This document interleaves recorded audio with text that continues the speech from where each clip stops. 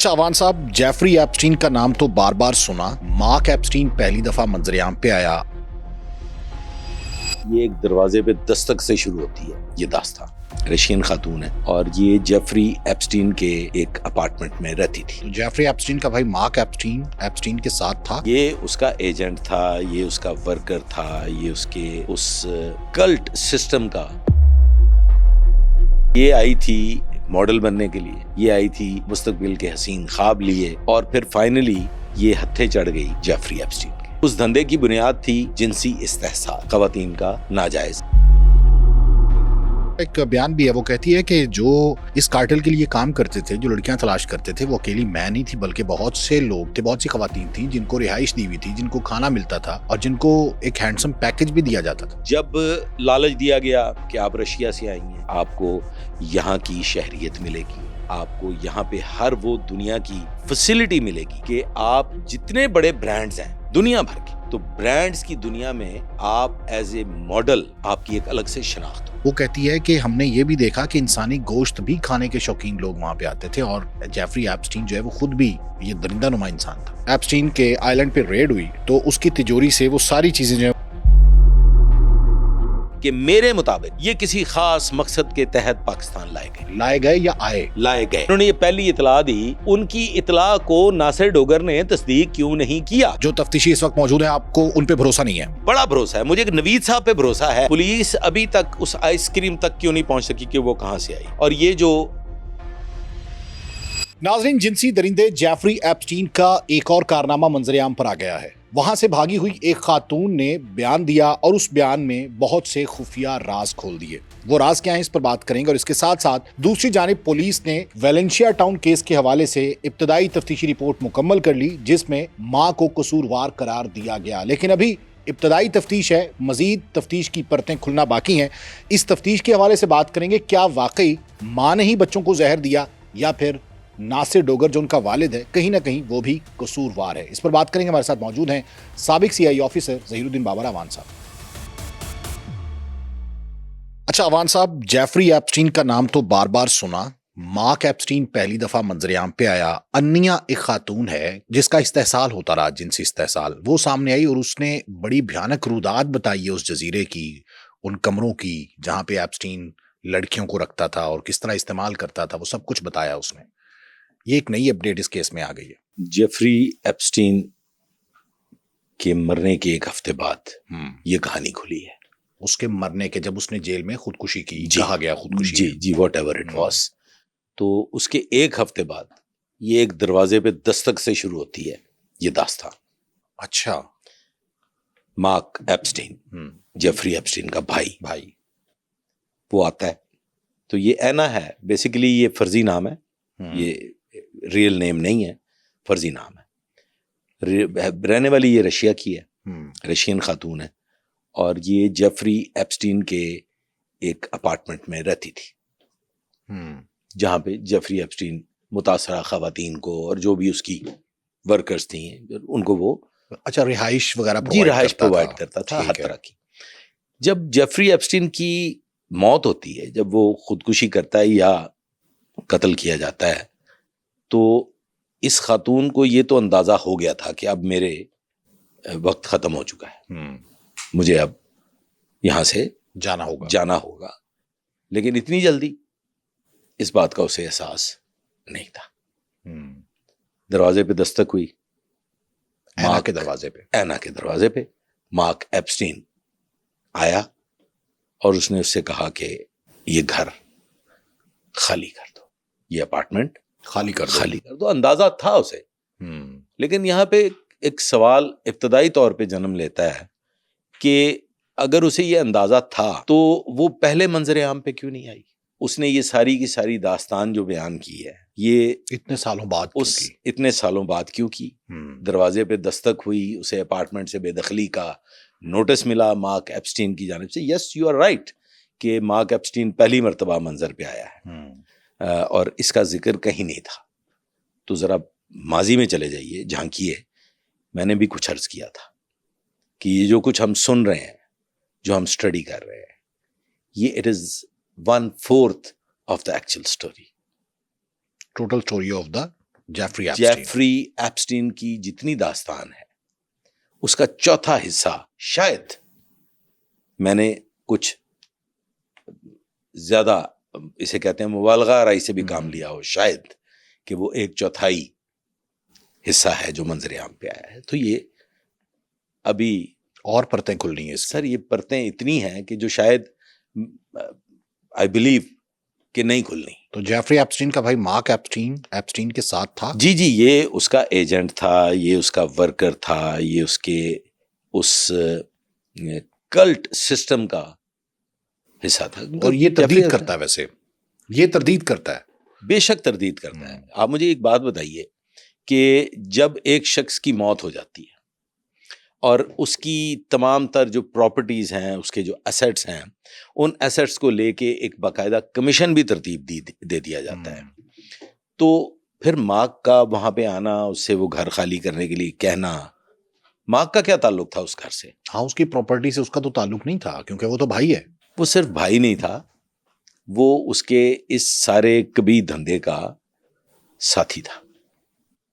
یہ ہے نا جو ہے، یہ بنیادی طور پہ وہی بات کہ یہ آئی تھی ماڈل بننے کے لیے، یہ آئی تھی مستقبل کے حسین خواب لیے، اور پھر فائنلی یہ ہتھے چڑھ گئی جیفری ایپسٹین کے. جیفری ایپسٹین سے جب اس کی پہلی ملاقات ہوتی ہے، اس ملاقات میں جیفری ایپسٹین نے اس کو کوئی اچھی نگاہ سے نہیں دیکھا، یا گھاس نہیں ڈالا اس نے. نہیں، گھاس تو نہیں کہہ سکتے آپ نے، اس نے اس پہ بڑی تنقید کی. اچھا. اس نے اس کے خد و خال کا باقاعدہ جائزہ لیا. اب ہم ایسے الفاظ استعمال نہیں کر سکتے، تو وہ اس حد تک گیا کہ اس نے اس کا پورا جائزہ لیا اور اسے کہا کہ تم بیکار ہو، فارغ ہو. And she wants to do work with Jeffrey Epstein. وہ جیفری ایپسٹین کے پاس لائی گئی تھی. لائی گئی تھی کہ اس کو آپ ماڈل بنائیں گے، اسے آپ مستقبل کی بہتر اپرچونٹیز دیں گے. اور وہ اس کا مطلب دیکھیں، جیفری ایپسٹین جتنا بھی کاروبار کرتا تھا، جو بھی اس کا دھندا تھا، اس دھندے کی بنیاد تھی جنسی استحصال، خواتین کا ناجائز استعمال. ایسے ہی بالکل ایسے، اس میں کوئی دوسری رائے تو نہیں. لیکن وہ لالچ یہ دیتا تھا کہ لالچ، ماڈل بنائے گا. وہ ابتدائی طور پہ ہر خاتون کو جو اس کے it was a mind game, وہ ذہنی طور پہ خواتین کو مفلوج کر دیتا تھا. سوچنے سمجھنے کی سینس جو تھی وہ اپنے قبضے میں. ظاہر ایک جو لڑکی گھر سے نکلی ہے وہ دولت کمانے کے لیے نکلی ہے، تو جیفری ایپسٹین کی دولت کی چکا چوند جو ہے وہ اسے اس کے ساتھ کام کرنے پہ مجبور کر دیتی تھی. مطلب وہ شہرت بھی دے رہا تھا، وہ اسکرین بھی دے رہا تھا، وہ بڑے پیجز بھی دے رہا تھا، اخبارات کی زینت بنا رہا تھا. تو پھر ظاہر ہے کہ وہ لڑکیاں کہتی تھی ٹھیک ہے. اور اس کے ساتھ جو ایپسٹین کے ساتھ جو لڑکیاں ہوتی تھیں، جو خواتین تھیں، جو بیسیکلی ٹریپرز تھیں، وہ یہ کام کرتی تھیں. جی، وہ آپ کا کبھی اتفاق ہوا ہے یہ جعلی پیروں کے ہاں جانے کا؟ بہت، میں نے بہت پکڑے ہیں. بلکہ وہاں پہ خواتین کے لیے کچھ خواتین ہوتی ہیں اور مردوں کے لیے کچھ مرد ہوتے ہیں جو اس کی پبلسٹی کر رہے ہیں، پبلسٹی بھی کر رہے ہوتے ہیں، اور وہ کچھ راز بھی لے رہے ہوتے ہیں، اور وہ پھر بتا بھی رہے ہوتے ہیں کہ جی پیر پہنچی ہوئی سرکار ہے. اور وہ جا کے پیر کو بتاتے ہیں، جعلی پیر کو جا کے پھر وہ جو کچھ سنتے تھے تو وہ بتاتے، جب وہ جعلی پیر کے پاس جاتے ہیں تو وہ پہلے سے وہ بتا دیتا ہے اور وہ اس کے جال میں. اسی طرح سے یہ جو خواتین جڑی ہوئی تھیں جیفری ایپسٹین کے ساتھ. اچھا، اس میں نا ایک انتہائی امپورٹنٹ بات، جیفری ایپسٹین کے ساتھ جو ایک خاتون مستقل بنیادوں پہ جڑی ہوئی تھی، وہ تو تھی وہ آئی ڈونٹ ریمبر دا نیم، جو اس وقت جیل میں ہے. اس کی دستے راست، ایک طرح سے کہہ سکتے ہیں آپ اس کی بیٹر ہاف، وہ مارولز یا اس قسم کا نام، مارلن کچھ اس طرح کر کے اس کا نام تھا. وہ اس کی مستقل، جو ابھی بھی قید میں ہے.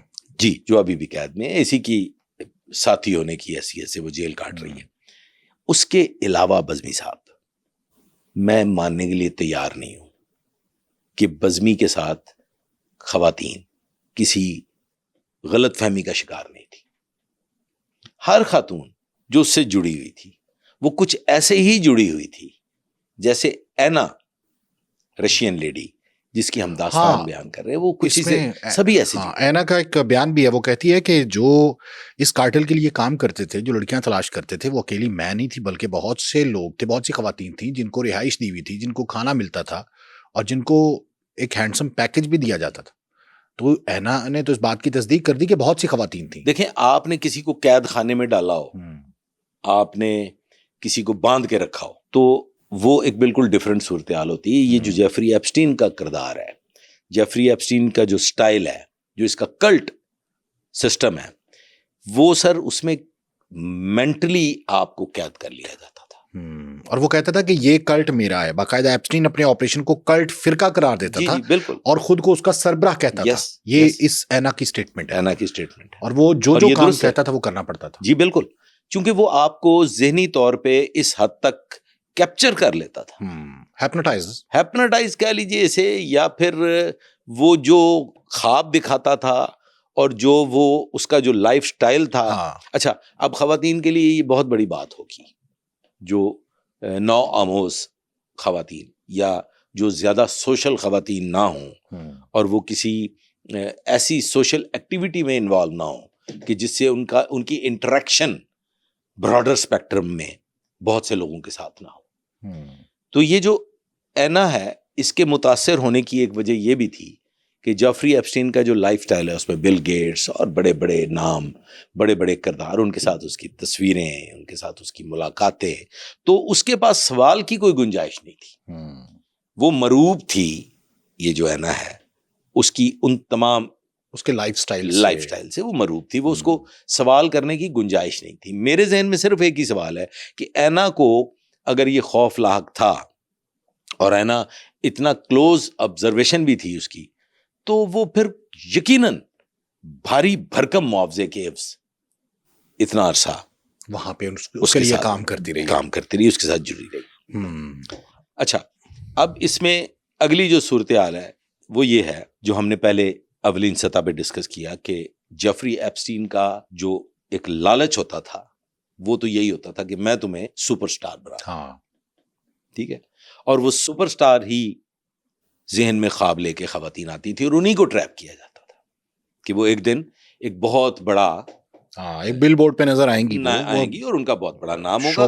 پتا ان کو تب چلتا تھا جب لالچ دیا گیا کہ آپ رشیا سے آئی ہیں, آپ کو یہاں پہ یونیورسٹی میں ایڈمیشن ملے گا, آپ رشیا سے آئی ہیں, آپ کو یہاں کی شہریت ملے گی, آپ رشیا سے آئی ہیں, آپ کو یہاں پہ ہر وہ دنیا کی فیسلٹی ملے گی کہ آپ جتنے بڑے برانڈز ہیں دنیا بھر کے, تو برانڈز کی دنیا میں آپ ایز اے ماڈل آپ کی ایک الگ سے شناخت ہوگی. سر یہ معمولی لالچ نہیں ہے. جب آپ کو برانڈز کا لالچ دے دیا جائے کہ آپ دنیا بھر کے جو بڑے بڑے برانڈز ہیں ان کی آپ نے ایک ماڈل بن جانا ہے, تو پھر منہ میں پانی آتا ہے, انسان سوچنے پہ مجبور ہو جاتا ہے. دیکھیں, جب کسی خاتون کو, خواتین ویسے تو کمزور ہوتی ہیں نا جی, بیسیکلی ان کو کسی نہ کسی پاورفل سہارے کی ضرورت ہوتی ہے. کسی ایک خاتون کو یہ لالچ مل گیا کہ آپ ایک برانڈڈ خاتون ہوں گی, اور پھر آپ کا سوشل سرکل سوسائٹی میں اتنا بڑا نام ہوگا کہ جو آپ کی شناخت بن جائے گا. تو خاتون کے ذہن میں سب سے پہلے یہی آتا ہے کہ مجھے یہ جو کچھ بھی کرنا پڑ رہا ہے, جو کچھ بھی, ایک نہ ایک دن یہ مجھے پے بیک کرے گا. یہ میں اپنے لیے کر رہی ہوں, یہ جو کچھ میں کر رہی ہوں اپنے لیے کر رہی ہوں. اور جیفری ایپسٹین وہ ایول تھا کہ اس کے چنگل میں پھنسنے کے بعد, میں آپ کی بات سے اتفاق کرتا ہوں کہ ہیپنوٹائز ہو جانے کے بعد یہ جو ہے نا ہے, اس نے کئی بار سوچا کہ میں فرار ہو سکتی ہوں, لیکن اس کا کہنا یہ ہے کہ میری یہ تمام تر سوچ جو تھی یہ فارغ ہو جاتی تھی. میں جو سوچ رہی تھی وہ اس کے بالکل برعکس ہوتا تھا. میں نے سوچا, اس کی پہلی ملاقات کہاں ہوئی تھی بلا؟ وہ کہتے ہیں پیرس. 18 کمروں والا فلیٹ تھا سر, 22 کمروں والا, 22 کمروں کا apartment, huge lobby, walking area, اور مطلب وہ ایک ایسا پیلس نما 22 کمرے ہیں نا سر, 22 کمرے. صرف آپ ذرا ایک دفعہ امیجن کیجئے, ہم لوگ 10-11 کمرے جو ہوتے ہیں وہ اسے ولا کہا جاتا ہے نا, تو 22 کمرے کا تو پیلس ہو گیا. تو اس پیلس نما جگہ پہ اس کی پہلی ملاقات ہوئی تھی. اس کے بعد میری اس بات کی نفی ہوتی ہے. ہاں اس ملاقات کے بعد جو پیرس میں اس کی ملاقات ہوئی ہے اس میں میری اس بات کی نفی ہوتی ہے کہ یہ اتنا عرصہ تک جیفری ایپسٹین کے ساتھ کیوں جڑی رہی.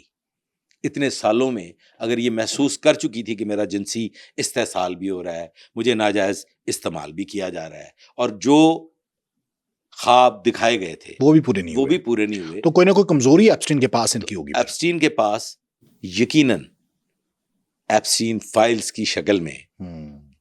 اچھا, ایپسٹین کا ایک اور بڑا کردار, ایپسٹین اپنے ساتھ جڑے لوگوں کو, جو بھی اس کے جو ایجنٹس بھی تھے, جو اس کے لیے کام بھی کر رہے تھے, جو ورکرز تھے جن کا وہ جنسی استحصال کرتا تھا, واٹ ایور, ان کو وہ قانونی طور پہ بھی جکڑ لیتا تھا. کچھ ایگریمنٹ سائن کرواتا تھا. Not at all sir, not at all. آپ میرے ساتھی ہیں, ہم اکٹھے چل رہے ہیں, ہم ایک انتہائی صاف ستھرا کام کر رہے ہیں. کیا آپ کو مجھ سے جدا ہونے کے لیے کوئی امر مانے ہے؟ آپ آج ہم مجھ سے جدا ہو جائیں, میں آپ سے جدا ہو جاؤں, لیکن ایپسٹین سے نہیں ہوا جا سکتا تھا. ایپسٹین سے نہیں ہوا جا سکتا تھا. اس کی وجہ یہ تھی کہ ایپسٹین ہر جڑے ہوئے کے ساتھ ایسا عمل کرتا تھا کہ پھر وہ اس کے لیے ایک قانونی طور پہ مجبوری بن جاتا, یعنی کوئی کرمنل ایکٹ کرواتا تھا. ایکٹیویٹیز. ایک خاتون ہے, وہ خود تو جنسی استحصال کا شکار ہو گئی, وہ اور خواتین کو بھی لے کے اب آ رہی جب ہے. وہ ٹریپ کر کے لے کے آ رہی ہے اور خواتین کو, تو ان خواتین کے حوالے سے تو وہ مجرم ٹھہری, وہ شریک جرم ہو گئی. پھر اس کے بعد اس کا وہاں سے نکلنا ممکنات میں سے نہیں رہتا. تو کچھ یہ وجہ بھی اینا کے حوالے سے رہی. اچھا, یہ کم عمر لڑکیوں کے ساتھ جو جنسی استحصال ہے, یہ تو بہت سی سٹوریز آ چکی ہیں اور بہت سی منظر عام پر آ رہی ہیں, بالخصوص جو اسٹیٹ ڈپارٹمنٹ ہے وہ بھی کچھ ریلیز کر چکا ہے پریس ریلیزز. لیکن اس کے ساتھ ساتھ جو گرومنگ اور کنٹرول کا عمل ہے, کہتے ہیں یہ بڑا مربوط اور منظم تھا کہ پہلے وہ گروم کرتا تھا لڑکی کو اور اس کے بعد اس کو کنٹرول کرتا تھا. اب یہ کنٹرول کیسے کرتا تھا؟ صرف ویڈیوز اور اس قسم کی کرمنل ایکٹیویٹیز کے ذریعے؟ دیکھیں, یہ جو گرومنگ کا عمل ہے نا, یہ اس کی ابتدا ہو جاتی ہے اس شخص سے جو ملاقات کرواتا ہے. ہاں, جو اس نے آگے رکھے ہوئے ملاقات, جو اس نے اپنے ایجنٹس, جیسے وہ سیاد کا نام بھی, ڈینیل کا نام, ڈینیل سیاد جو ہے, اس نے ملاقات کروائی تھی نا پہلی. فرسٹ میٹنگ جو ارینج ہوئی اس لڑکی کی, وہ ڈینیل سیاد نے کروائی پیرس میں. وہ پہلے ہی ذہنی طور پہ اس کو ہیپنوٹائز کر چکا تھا جیفری ایپسٹین سے ملاقات سے پہلے. جو جیفری ایپسٹین کے متعلق اس نے اس سے گفتگو کی تھی کہ یہ کتنا بڑا ٹائکون ہے. اچھا, اینا کہتی ہے کہ کم عمر لڑکیوں کے جنسی استحصال ہی نہیں ہوتا تھا, بلکہ وہ کہتی ہے کہ ہم نے یہ بھی دیکھا کہ انسانی گوشت بھی کھانے کے شوقین لوگ وہاں پہ آتے تھے, اور جیفری ایپسٹین جو ہے وہ خود بھی یہ درندہ نما انسان تھا. دیکھیں, جیفری ایپسٹین, یہ جو بات ہے نا انسانی اعضاء والی, یہ میں شاید پہلے تسلیم نہیں کرتا تھا. میں نے اس پہ کچھ ریسرچ بھی کرنے کی کوشش کی. اچھا, اب یہ لڑکی, اسے میں تھوڑا سا ذرا ڈسکس, اینا جب جاتی ہے پیرس ڈینیل سیاد کے ساتھ, اور اس کی فرسٹ میٹنگ ہوتی ہے جیفری ایپسٹین کے ساتھ, تو وہ فرسٹ میٹنگ یہ اکیلی نہیں تھی, اس کے ساتھ اور بھی لڑکی تھی. نہیں, وہاں پہ اور بہت سی خواتین تھیں. اچھا, پہلے سے موجود تھیں. 22 کمروں پر مشتمل وہ جو پیلس ہے, وہاں پہ اور بھی خواتین موجود تھیں. اچھا, یہ کتنی حیران کن بات ہے, میرے لیے تو کم از کم ہے. اب آئی ڈونٹ نو ہمارے ویورز کے لیے حیران کن کیوں نہیں ہوگی کہ یہ اس کی پہلی ملاقات ہے پیرس میں. ڈینیل سیاد اسے لے کے جا رہا ہے مینٹلی پریپیئر کر کے, اس کی انٹیلیجنس کے قصے سنا کے, اس کے کنیکشنز کے قصے سنا کے, اور پھر اسے یہ بتا کے کہ اس کی اپنی ورلڈ کلاس ماڈلنگ ایجنسیز بھی ہیں, ورلڈ کلاس اسٹوڈیوز بھی ہیں, جہاں پہ سب کا سب جو اس کی اپنی ملکیت ہے, اور جو دنیا کے مانے ہوئے جو فوٹوگرافرز ہیں اور جو یہ ساری ماڈلنگ کے لیے کام کرتے ہیں, وہ سارے کے سارے ہائرڈ ہیں, وہ سب پرچیزڈ ہیں. تو پھر آپ کسی ایک ٹائکون سے ملنے جا رہی ہیں. ایک تو یہ بات ہو گئی کہ آپ ذہنی طور پہ اس تسلط میں پہنچ چکی ہیں کہ جو کچھ اور سوچنے پہ آپ کو مجبور نہیں کر سکتا, آپ کچھ اور سوچ ہی نہیں سکتے. لیکن وہاں پہ اور بہت سی خواتین کا موجود ہونا اور پھر ان خواتین کے ساتھ ملاقات ہونا, یہ میرے لیے بڑا حیران کن ہے کہ کوئی آپس میں ایسی گفتگو بھی نہیں کر رہا, کوئی راز لیک نہیں کر رہا, کوئی راز لیک نہیں کر رہا. وہی آپ والی بات کہ ان کو سب کو کنٹرول کیا ہوا تھا, کچھ نہ کچھ ایپسٹین کے پاس موجود تھا. سر بینیفٹس بہت تھے, انسان, زن, زر, زمین, یہ آپ کا ایک مجبوری ہے, ایک لالچ ہے. اور میں جب بھی کسی چیز پہ غور کرتا ہوں یا ریسرچ کرتا ہوں یا کوئی جرم, ایسا جرم جو نہ ہونے والا ہو اور وہ ہو جائے اور میرے سامنے آئے, تو میں سب سے پہلے اپنے آپ کو اس کرمنل کی جگہ رکھ کے سوچتا ہوں. ابتدا میری ہمیشہ سے تفتیش کی ابتدا یہی رہی ہے کہ میں ہوتا تو کیا کرتا. جب بھی میں نے کوئی انویسٹیگیٹ کیا کیس, میرے پاس جب بھی کوئی کیس آیا, میں نے اس شخص سے ابتدا نہیں کی. میں نے اس کی جو ہسٹری, جو آپ کے سب آرڈینیٹس لے کے آتے ہیں, والد کا نام, بہن بھائی کتنے ہیں, باپ کیا کرتا ہے, ماں کیا کرتی ہے, گھر کہاں پہ ہے, تعلیم کے, وہ جو اس کا لے کے آتے ہیں آپ کے پاس بایو ڈیٹا, وہ بایو ڈیٹا پڑھنے کے بعد میں نے ہمیشہ کسی بھی تفتیش کا آغاز کیا ہے خود کو وہاں رکھ کے. تو ابھی جیفری ایپسٹین کے کارنامے آپ کے سامنے ہیں. جی, جیفری ایپسٹین کا جب جیفری کیس ایپسٹین کی جگہ ہوتے, جی میں وہی عرض کرنے لگا, اللہ نہ کرے ویسے, نہیں میں یہ دیکھیں, جب تفتیشی کسی پوائنٹ آف ویو انویسٹیگیٹر کو, ہاں, اور جیسے آپ بھی انویسٹیگیشن کے حوالے سے ایک جرنلسٹ ہیں, تو تفتیشی جرنلسٹ اور تفتیشی پولیس آفیسر وہ کامیاب نہیں ہو سکتا اس وقت تک جب تک وہ خود کو اس سانچے میں ڈھال کے نہ سوچے. بالکل. تو میں نے جب جیفری ایپسٹین کو پڑھنا شروع کیا, اس پہ اسٹڈی کرنی شروع کی, تو سب سے پہلے میں نے اپنے آپ کو جیفری ایپسٹین کے شوز میں دیکھا, غور کیا کہ میں ہوتا تو کیا کرتا. سر, انسان اگر خطا کا پتلا نہ ہوتا تو دنیا میں نہ ہوتا, بالکل ایسے جنت نشیں ہوتا. تو خطا ہماری سرشت میں شامل ہے اور لالچ ہماری سرشت میں شامل ہے. دو طریقے زندگی گزارنے کے لیے, خوف اور لالچ, جنت کا لالچ اور جہنم کا خوف. یہ ہماری فطرت ہے, ہماری فطرت میں شامل ہے. تو جیفری ایپسٹین کو میں ایک درندہ تو مانتا ہوں. مجھے یاد پڑتا ہے کہ بڑے اول میں I was kind of 26 اور 27, 1000 سے زیادہ یہ پون کی کیسٹس ایک شخص کے گھر سے ریکور کی تھی. 1000, اور وہ کون سی تھی؟ وہ VHS. I don't know about that. VHS نہیں ہوتی جو کیسٹ, جو VCR والی, وہ 1000 ریکور کی تھی. اب مجھے یقیناً یہ دیکھنا تھا کہ یہ کیا ہے, کیونکہ آپ نے انویسٹیگیشن کرنی ہے, آپ نے اس کا ایک ریکوری میمو بنانا ہے, آپ نے اس کے اندر اس کی تمام تر تفصیلات لکھنی ہے. یہ وہ FBI والی بات آپ کر رہے ہیں کہ جب ایپسٹین کے آئلینڈ پہ ریڈ ہوئی تو اس کی تجوری سے وہ ساری چیزیں جو ہیں وہ غائب ہو گئیں. وہ کیوں ہوئی؟ برآمدگی کوئی نہیں کی, تو پھر آگے انویسٹیگیشن کیسے چلی؟ سر یہی تو دیکھیں, میں کیوں مشکوک ہوں. میں آپ کے ایک تازہ ترین کیس کی نسبت بھی بہت مشکوک ہوں, اس پہ بھی ہم بات کریں. ہاں, اس پہ آتے ہیں. وہ ویلنشیا والا جو کیس ہے, دیکھیں جیفری ایپسٹین ایک سٹیج ہے, اور پھر جو آپ غلاظت میں جب آپ کود جاتے ہیں تو پھر اس غلاظت کی کوئی حد نہیں. ظاہر ہے کہ جب انسان ویسے تو فرشتے سے افضل ہے, لیکن جب یہ گرتا ہے تو یہ شیطان سے بدتر ہو جاتا ہے, یہ کوئی بھی ہو. ایک بات تو طے شدہ ہے بزمی صاحب, اس میں کوئی دوسری رائے نہیں ہے, میں تو کم از کم ماننے کے لیے تیار نہیں. دیکھیں جیفری ایپسٹین ایک بات تو تسلیم شدہ ہے, لکھی پڑھی ہے. میں اگر مجھے کوئی کہے کہ نہیں ایسا نہیں تھا کچھ اور تھا, میں نہیں مانوں گا.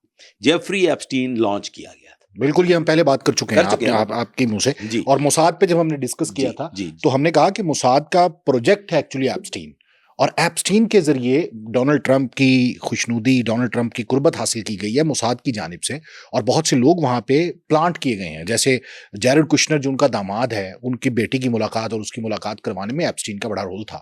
ایگزیکٹلی. جیفری ایپسٹین چونکہ لانچ کیا گیا تھا, اب مجھے یہاں پہ یہ ضرور ڈسکس کرنا پڑے گا کہ جیفری ایپسٹین کو جن مقاصد کے تحت لانچ کیا گیا تھا وہ تو تھا بگ شاٹس کو, بگ گنز کو ٹریپ کرنا. بالکل.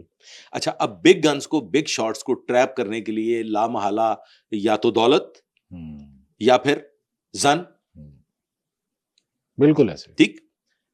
جیفری ایپسٹین نے جب وہ لالچ جس کے ذریعے ٹریپ کیا جاتا تھا وہ جب پیش کرنا شروع کیا تو اس کے لیے اسے اس مین پاور کی, ان خواتین کی, انہیں ہائرنگ کی ضرورت تھی کہ ایسی خواتین اس کے پاس ضرورت تھی, بہت دولت کی بہت ضرورت تھی, پرائیویٹ پلیس بنانے کے لیے ضرورت تھی, آئیلینڈ جو خریدا جی. وہ تو ہو سکتا ہے اس کی فنڈنگ جس لیول پہ ہو گئی ہو اس کو اس کے لیے زیادہ کوشش نہ کرنی پڑی ہو, لیکن خواتین کیسے پرووائڈ کریں. اچھا, اب جب آپ خواتین پرووائڈ کرنے لگ گئے, جیفری ایپسٹین خواتین پرووائڈ کرنے لگ گئے, تو پھر ڈیمانڈ, سپلائی کہاں ہوتی ہے؟ ڈیمانڈ پہ. اور جب آپ ڈیمانڈ پہ سپلائی کر رہے ہوں تو پھر ڈیمانڈز میں چھوٹی بچیاں بھی آ سکتی ہیں, بچے بھی آ سکتے ہیں, اور اسی طرح سے اور بھی کبھی دھندے ہو سکتے ہیں. اور ایک چیز جو میں نے اسٹڈی کی ہے, اس پہ میری مکمل ریسرچ ہے, میں اس پہ ایک باقاعدہ تھیسس لکھ سکتا ہوں کہ انسان کی نہ تو لالچ کی کوئی حد ہے نہ ہی غلاظت کی کوئی حد ہے. ایسے ہی بالکل ایسے, بالکل جب آپ کسی بھی کبھی دھندے میں ملوث ہو جاتے ہیں, جب آپ کسی گندگی میں کا شکار ہو جاتے ہیں, تو پھر ایک سیٹسفیکشن لیول ہے. آپ کے ویورز کے لیے عرض کیے دیتا ہوں آپ ہی کے انداز میں صاف ستھرا, کہ آپ کسی بیماری کا شکار ہیں خدا نخواستہ, تو آپ کو ایک اینٹی بایوٹک دی جائے گی. اس اینٹی بایوٹک کی ایک پوٹینسی ہے, وہ ہے 250 ملی گرام.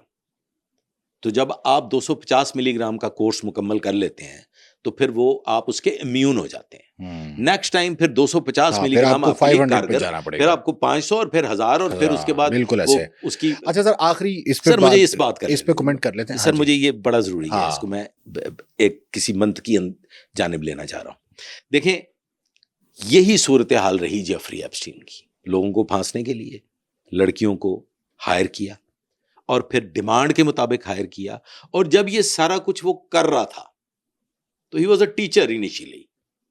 ابتدا میں وہ ایک ٹیچر تھا, ایلیٹ اسکول کا ٹیچر بنا تاکہ والدین سے تعلقات. اس کا مطلب یہ ہے بے شک والدین سے تعلقات, لیکن اس کے اندر وہ ایبلٹی, وہ کیپیسٹی تھی, بالکل وہ تھی کہ وہ کسی جگہ پہ ٹیچر بن سکتا تھا. Evil genius, evil genius. اب جب وہ غلاظت میں مبتلا ہوا, اس نے غلاظت میں بھی جینیس پن دکھایا, ایکسٹرا آرڈنری. وہ جب غلاظت میں مبتلا ہوا تو پھر غلاظت میں سیٹسفیکشن لیول, وہ امیون ہو جاتا ہے کسی ایک گناہ کو کرنے کے, پھر اس سے بڑھ کے کچھ ہونا چاہیے.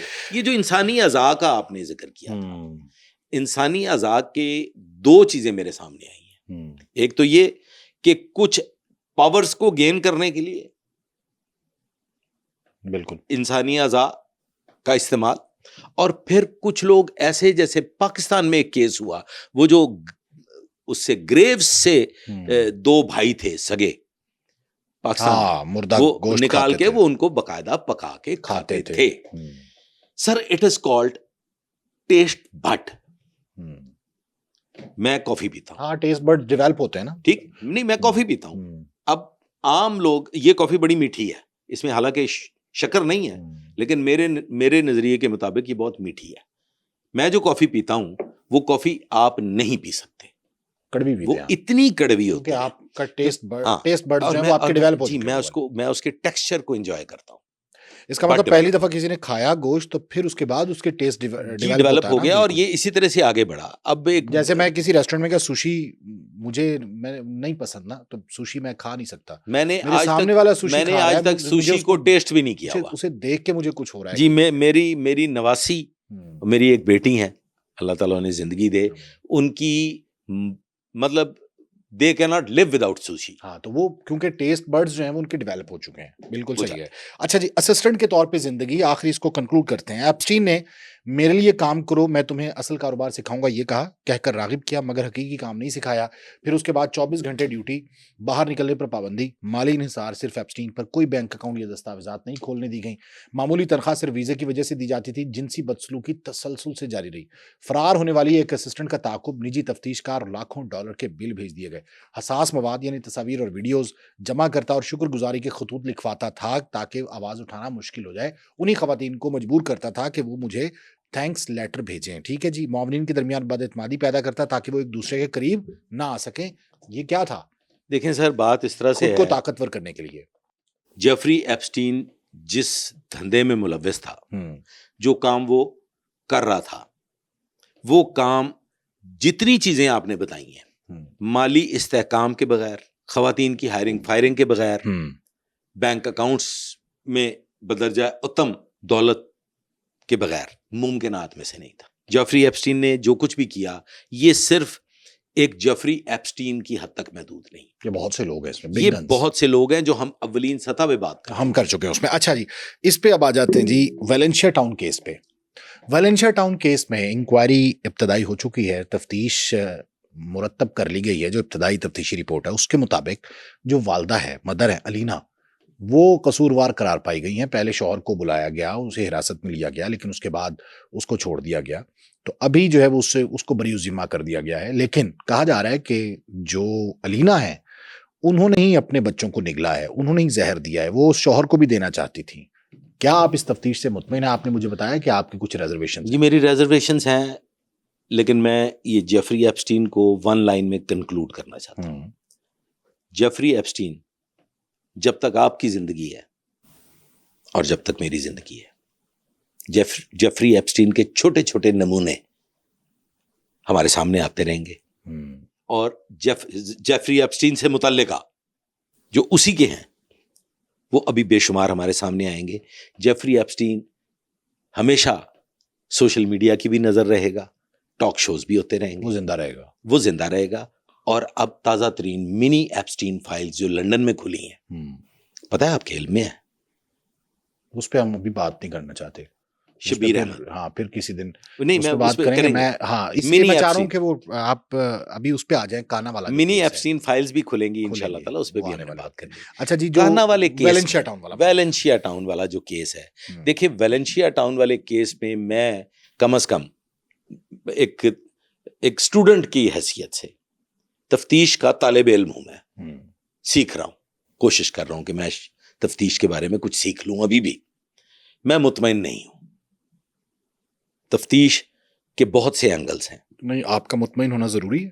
نہیں، عدالت کا ہونا ضروری ہے. دیکھیں وہی میں عرض کر رہا ہوں نا کہ ہم عدالت کو کیا دینا چاہ رہے ہیں. مطلب آپ سے کہہ رہے ہیں کہ کیس ویک تیار کیا جا رہا ہے پولیس کی جانب؟ تیار نہیں کیا جا رہا. میں یہ سمجھتا ہوں کہ چونکہ کسی ایس ایس پی نے یا ڈی آئی جی نے بیٹھ کے تو انڈیویجولز کی تفتیش نہیں کرنی، انہوں نے تو مانیٹرنگ کرنی. تفتیشی ٹیم میں زیادہ ڈی ایس پی شامل ہو جائے گا. میں جو ہمارے ایس ایس پی انویسٹیگیشن ہے نوید، میں ان کا پی ایس او بھی رہا ہوں، میں ان کا انسپیکٹر ہیڈ کوارٹر بھی رہا ہوں.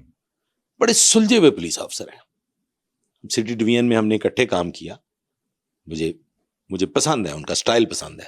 لیکن کیا ایس ایس پی انویسٹیگیشن تھانہ کانا جا کے بیٹھ جائیں گے بالکل، اور وہ فائل پکڑ کے بیٹھ جائیں گے کہ بھائی کیا کرو؟ کام تو کرنا ہے وہاں کے اس تفتیشی افسر نے. سر اس میں 4 سوالات ہیں جو میں سمجھتا ہوں کہ انتہائی امپورٹنٹ ہے. پہلا سوال کہ وہ پاکستان آئے 1 جولائی کو، جی بالکل، امریکن نیشنل فیملی، ٹھیک، اور واپس جانا تھا 27 جولائی کو صرف ناصر ڈوگر نے. باقی کی فیملی نے یہاں پاکستان میں رہنا تھا، بچوں نے پاکستان میں تعلیم حاصل کرنی تھی، جس کی ابتدائی وجوہات بتائی جا رہی ہیں کہ یہ جو علینا رخ ہے مقتولہ یا جس نے خودکشی کی، واٹ ایور، ابھی چونکہ یہ چیزیں سامنے نہیں آئی نا. علینا رخ جو ہیں یہ مینٹلی ڈسٹرب تھیں، یہ مینٹلی سٹیبل نہ ہونے کے باعث پاکستان لائی گئی تھی کہ یہاں فیملی میں رہیں گی، جبکہ فیملی تو امریکہ میں بھی ہے. نہیں، یہاں سے مین پرپس تو یہ تھا کہ وہاں پہ چونکہ جو میڈیکل کی تعلیم ہے امریکہ میں وہ خاصی مہنگی ہے. سر اس کو میں ایک بڑا کراس لگا کے سٹیمپ کر دیتا ہوں کہ 15 سال کا بچہ پاکستان میں اگر تعلیم حاصل کر رہا ہے تو او لیولز میٹرک کا ہوگا، ٹھیک. اسی طرح سے اگر 15 سال کا بچہ دنیا کے کسی دیگر ملک میں تعلیم حاصل کر رہا ہے تو وہ او لیولز یا American style of education, American system. یہ کون ہے؟ یہ ہے American national. You are not talking about the person جو وہاں جا کے گھس بیٹھی ہے، ڈنکی لگا کے گیا ہے. یہ 15 سال کا بچہ، یہ 11 سال کی بچی، یہ 9 سال کی بچی امریکن نیشنل ہے. بالکل. اور کیا 15 سال کے بچے کو میڈیکل کی تعلیم دی جانی تھی؟ نہیں، ایک ہوتا ہے، دیکھیں اگر فیملی نے ایک فیصلہ کیا ہے کہ ٹھیک ہے اب یہ بڑے ہو گئے ہیں، ان کو ذرا اپنا کلچر بھی دکھانا چاہیے، اپنی فیملی میں روشناس کرانا چاہیے، تو اس بات پہ تو ہم آبجیکشن نہیں کر سکتے ہیں کہ اگر ناصر ڈوگر وہاں پہ نہیں تعلیم حاصل کروانا چاہ رہا تو پاکستان ہی کیوں نہ. No, big no for it sir, big no for it. میں اس کو مکمل طور آپ پہ اس کو کہہ رہے ہیں کہ یہ مشکوک ہے، یہ اتنی مشکوک ہے. سنیے، پاکستان کے علاوہ ان کی بہت سی فیملیز ہیں امریکہ میں بھی، خاتون سے بھی ریلیٹڈ لوگ امریکہ. تو اس کا تفتیش سے کیا تعلق ہے؟ جی میں بتاتا ہوں. اس کا تفتیش سے یہ تعلق ہے کہ میرے مطابق یہ کسی خاص مقصد کے تحت پاکستان لائے گئے بچے. سر دیکھیں 15 سال کا بچہ، جو آپ گرومنگ کی بات کر رہے ہیں نا کہ بچے کی براٹ اپ جو ہے وہ امریکن ماحول میں، یا اس کی سرٹن ایج ہے. جو اپنے بچوں کو پاکستانی کلچر سے روشناس کرانا چاہتے ہیں، جو لوگ یہ چاہتے ہیں کہ ہمارے بچے پاکستانی بنے اور ہمارے اس Islamic so called Islamic culture کو اڈاپٹ کریں، وہ سر اپنے بچوں کو 5 سال کی عمر میں لے آتے ہیں. نہیں، اگر وہ 12 سال کے لا رہا ہے تو سر 15 وہ میچور ہو گیا. اس پہ کوئی پابندی تو نہیں ہے، وہ نہیں لا سکتا. میں اس بچے کو پاکستان میں ایڈجسٹ ہوتے ہوئے نہیں دیکھ رہا تھا. یہ کمپلسری. آپ ایک بچے کی بات کریں، میں 2 بچوں کی بات کر رہا ہوں. ایک کی عمر 9 سال ہے، ان میں سے کوئی بھی چھوٹی عمر کا نہیں ہے. اس پہ تو کوئی آبجیکشن نہیں بنتا نا سر. آبجیکشن ہے کیا اس کا تفتیش سے کیا آپ اوور رول کر کے دکھائیے مجھے یہ بتائیں کہ 15 سال کے یہ سوال کا جواب دے رہا ہوں میں آپ کے کہ 15 سال کے بچے کو، 11 سال کی بیٹی کو، 9 سال کے بیٹے کو پاکستان اسی لیے لایا جا رہا ہے کہ وہ یہ کلچر اڈاپٹ کریں، تعلیم حاصل کریں. نو، وہ یہاں ایڈجسٹ ہی نہیں ہو سکتے. جن بچوں نے پیدائش سے لے کے 15 سال 11 سال 9 سال کی عمر تک وہاں پہ ہائے میں تعلیم حاصل کیا، یو میں تعلیم حاصل کی ہے، وہ یہاں پہ آ کے کیا حال ہے تیرا ٹھیک ہے، نہیں چل سکتے. نہیں، بہت سے بچے ہیں ایلیٹ کلاس کے میں بچے بہت سے جانتا ہوں او لیول میں. دیکھیں اسکولز یہاں پہ بھی اچھے ہیں کہ جو آپ کو پریپیئر کرتے ہیں. آپ کے بچے اچھے اسکولز میں پڑھ کے باہر جا سکتے ہیں، تو ان کے بچے باہر سے یہاں کیوں نہیں آ سکتے؟ Exactly this is what I am gonna explain here. دیکھیں ہمارے بچے یہاں پہ اچھی تعلیم حاصل کر کے باہر جا کے اعلیٰ تعلیم حاصل کرتے ہیں. میرا بیٹا آپ کہنے پاکستان میں نہیں کی جا سکتی. وہاں کا کلچر، وہاں کی سوسائٹی، وہاں کے ماحول کو جب ایک بار آپ اپنا لیتے ہیں تو ایک اڈلٹ جو 27-28 سال کی عمر میں بیرون ملک جاتا ہے، وہ 2-3 سال وہاں گزارنے کے بعد جب یہاں واپس آتا ہے تو وہ ہو کرتا ہے. تو یہ تو بچے ابھی کچی عمر کے تھے. یعنی آپ اس سے اندازہ لگانا چاہ رہے ہیں کہ موٹیو کیا تھا؟ There is something wrong behind it. Number 1. آگے چلیں. نمبر 2, ناصر ڈوگر کو اگر یہ علم تھا کہ میری بیوی ذہنی مریضہ ہے، جو چیزیں سامنے آ رہی ہیں، ناصر ڈوگر کو اگر یہ علم تھا کہ یہ پہلے بھی ایک سوسائڈ اٹیمپٹ کر چکی ہے، ٹھیک، تو اس نے پہلے مرحلے میں جب اسے یہ اطلاع دی گئی کہ تمہارے بیک یارڈ میں، تمہارے عقبی حصے میں بچوں کے کراہنے کی آوازیں آئی ہیں اور چھت سے ہمسائے کی بیٹی نے کچھ دیکھا ہے، تو کیوں نہیں گئے؟ کیوں ناصر ڈوگر نے اوائڈ کیا؟ اس کی وجہ کہ سن لیں، میں اس کی وجہ پہ بھی میں آ جاؤں گا. پوری ریسرچ کر کے بیٹھا ہوا جی، میں پوری تفتیش کی ہوئی ہے.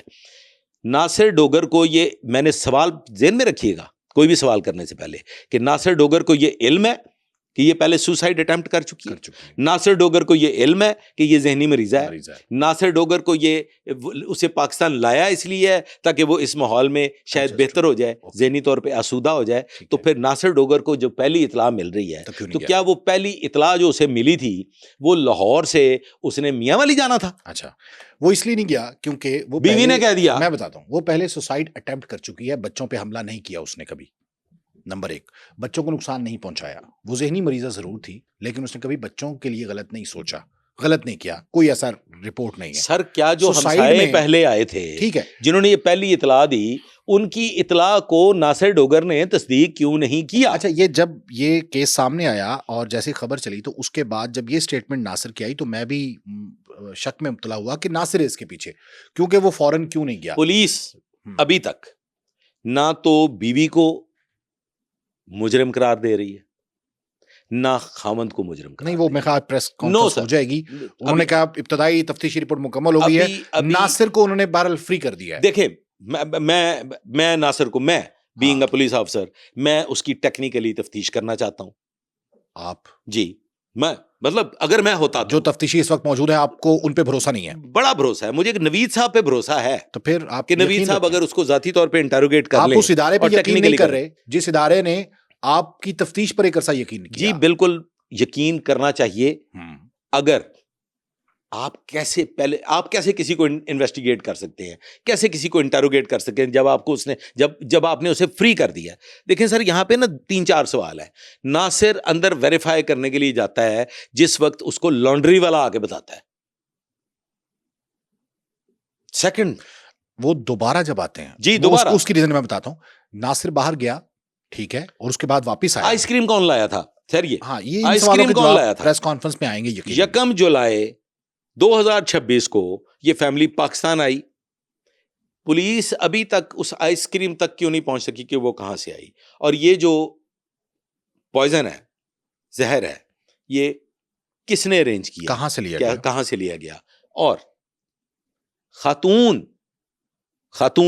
سر مجھے نا میں I am unable to understand. مطلب آپ یہ دیکھیں وہ جو باقیات ملی ہے، سنیں آپ صحیح کہہ رہے ہیں، یہ ضرور آپ کہہ سکتے ہیں کہ ابھی تفتیش کے بہت سے پہلو ہیں کہ جن سے پردہ اٹھانا ناصر ڈوگر کو فری کیوں کیا گیا؟ فری ٹو گو نہیں کیا گیا، فری ٹو گو چلا جائے، فری ٹو گو. سن لیں اسے آنا جانا پڑ رہا ہے، وہ جاتا ہے، وہ آ جاتا ہے، بے شک ہے، وہ آتا ہے، وہ جاتا ہے. اس کو مینٹلی اتنی آسودہ حالت میں اگر وہ مجرم ہی ثابت نہیں ہوا تو پولیس کیا کیسے کسٹڈی میں رکھے؟ پولیس نے فرسٹ سٹیج پہ without post mortem report, without forensic report, without any other technical evidence کیسے کلین چٹ دے کے فری کر دیا. سر میرا یہاں پہ سوال ہے سر، میں اسے کلین چٹ کہتا ہوں سر. جب آپ کی کوئی مشکوک شخص آپ کے سامنے آ جاتا ہے تو پھر آپ سیشنز مستقل بنیادوں پہ جاری کرتے ہیں. کوئی ایک شخص اس کو انٹروگیٹ نہیں کرتا، یکے بعد دیگرے متعدد لوگ اس کو انٹروگیٹ کرتے ہیں، اور اس کو یہ نہیں کہا جاتا کہ اچھا چلا جاؤ، یہ اسکاٹ لینڈ یارڈ نہیں ہے، یہ یورپ نہیں ہے کہ آپ چلے جاؤ کل آنا پھر تمہارے سے بات. چلے ہم یہ مطالبہ کرتے ہیں کہ آپ ایک سر یہاں پہ میں ایک چیز پہ نشاندہی کرنا چاہ رہا ہوں. آلدو کہ پولیس ابھی تک پریس کانفرنس ہو جائے، اللہ کرے اس کیس کی پرتیں کھل جائیں، پبلک سیٹسفائیڈ نہیں ہوگی اس وقت تک جب تک پولیس یہ کلیئر نہ کر دے کہ یہ آئس کریم کس شاپ سے آئی تھی اور کون لایا تھا، کیا یہ کہاں سے لیا. وہ ہم نے جو انیشیلی جو چیز ڈگ آؤٹ کی ہے وہ یہ کی ہے کہ فنگر پرنٹس جو ہیں وہ خاتون کے ان دروازوں کے ہینڈل کو جو آئس کریم کے، تو وہ سرو کرنے والی بھی تو ہو سکتی ہے کہ لائی گئی آئس کریم کو. پھر یہ بھی مشکوک کرتا ہے کہ اس نے انکار کیوں کیا ناصر ڈوگر نے کہ میں نے یہ میرا چوتھا پوائنٹ ہے کہ ناصر ڈوگر اگر آپ پیاسے ہیں، مطلب میں یہاں پہ اپنے آپ کو رکھ کے سوچ رہا ہوں کہ مجھے پیاس لگی ہے، میں گرمی ہے، گرمی کی شدت میں کچھ اپنے آپ کو کول کرنا چاہتا ہوں، تو I love to take a cup of ice cream. Exactly. اور وہ آفر بھی کی جا رہی ہے. Why he avoided that particular offer? وہ پرٹیکولر آفر ایوائڈ کرنا مجھے یہ حالات کو اور تیسرا پوائنٹ ہم بیچ میں سے مس کر گئے، آپ کے سوال میں آ گیا تھا سر، باقیات ملی ہیں وہاں پہ. ٹھیک، باقیات ملی ہیں وہاں پہ، وہ کس کے لیے چھوڑ دی گئی تھیں؟ انہیں کسی ٹوائلٹ میں، کسی فلش میں ڈسپوز آف کیوں نہیں کیا گیا؟ کیا یہ ایک ایویڈنس سوچے سمجھے منصوبہ کے تحت چھوڑ دی گئی کہ پولیس آئے گی اور اسے یہ باقیات ملیں گی، اس کا فورنزک ہوگا؟ یہ دس از دا پوائنٹ سر، یہ وہ پوائنٹ ہے جو بڑا ویلڈ ہے. آپ کے پوائنٹ ویلڈ ہے اور اس پہ تفتیش ہونا ضروری ہے. اور پولیس، جیسے آپ نے کہا کہ مجھے یقین ہے کہ پولیس جو ہے وہ اصل مجرم تک پہنچے گی انشاءاللہ. مجھے نوید صاحب پہ پورا ٹرسٹ ہے. نوید صاحب ایک مجے ہوئے پولیس آفیسر ہیں. ذیشان صاحب سے میری ذاتی یاد اللہ نہیں ہے، میں ان کو ذاتی طور پہ نہیں جانتا، لیکن افسر تو وہ بھی کمال کے ان کے جو یقیناً، لیکن چونکہ میں نے دیکھا نہیں ہے نا ان کو تفتیش کرتے ہوئے. نوید صاحب کو تو میں نے انٹروگیٹ کرتے ہوئے بھی دیکھا ہے، پارٹیز کو سنتے ہوئے بھی دیکھا ہے، سوال و جواب کرتے ہوئے دیکھا ہے، اور پھر میں نے دیکھا ہوا، مطلب ایک ساتھ ہم لوگوں نے درخواستیں بھی سنی ہیں، بینگ انسپیکٹر ہیڈ کوارٹر میں نے انکوائریز بھی کی ہیں, انکوائریز کے نتائج بھی ہم نے اخذ کیے ہیں, تو میں ان کی مینٹلی جو اسکلڈ پولیس آفیسر اس میں کوئی شک نہیں ہے, بٹ اسٹل آئی فیئر کہ ابھی تک یہ چیزیں, دو چیزیں, زہر کہاں سے آیا, آئس کریم کہاں سے آئی, اور کیا یہ ساری چیزیں اور پہلی کال پہ بچوں کو کیوں نہیں دیکھا کیوں پہلی کال پہ بچوں کو نہیں دیکھا گیا, پینک کیوں نہیں ہوا. میں نے عرض کیا, میں نے ابھی پچھلے اچھا وہ پینک نہیں ہوا سر, وہ پینک نہیں ہوا تو بھاگا نہیں نا, اس کی تو دوڑیں لگ جانی چاہیے تھی سر. میں نے وہاں پہ رکھا اپنے آپ کو, میں ناصر ڈوگر ہوں, خدا نخواستہ توبہ استغفار, اللہ معاف کرے